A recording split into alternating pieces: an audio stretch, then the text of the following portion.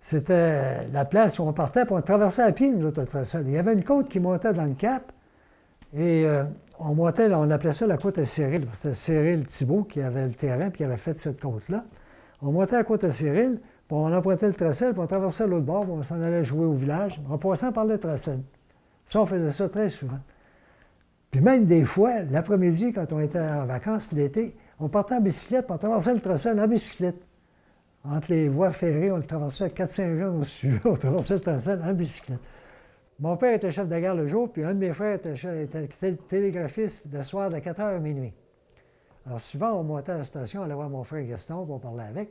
On savait que les sectionnaires, ceux qui entretenaient la voie ferrée, serraient le petit pompeur. Puis ils mettaient, il y avait un cadenas à la porte, mais ils mettaient la clé en dessous, à une place, je savais où.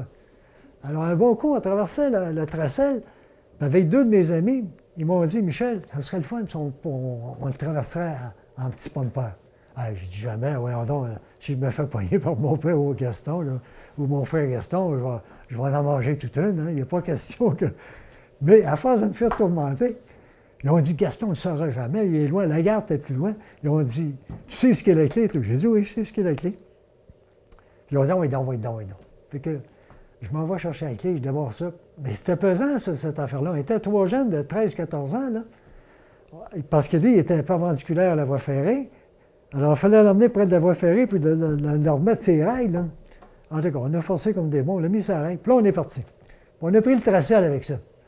On pompait notre affaire sans s'informer s'il y avait un train qui s'en venait ou pas, là. Parce que normalement, moi, j'allais à la gare, puis je demandais, mais Gaston me disait, il y a un train là, il y a un train là. Il savait, lui, il était télégraphiste. Mais cette fois-là, on n'est pas allé à la gare.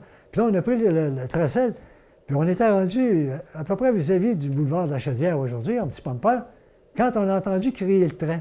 Le train, il crie toujours quand il passait à la voie, ici, à la route. Il y avait une route, là, c'était la route du lac Saint-Augustin, ça, qui est devenue aujourd'hui la route de l'Étrière, à peu près dans le même endroit, là. Mais elle était configurée différemment.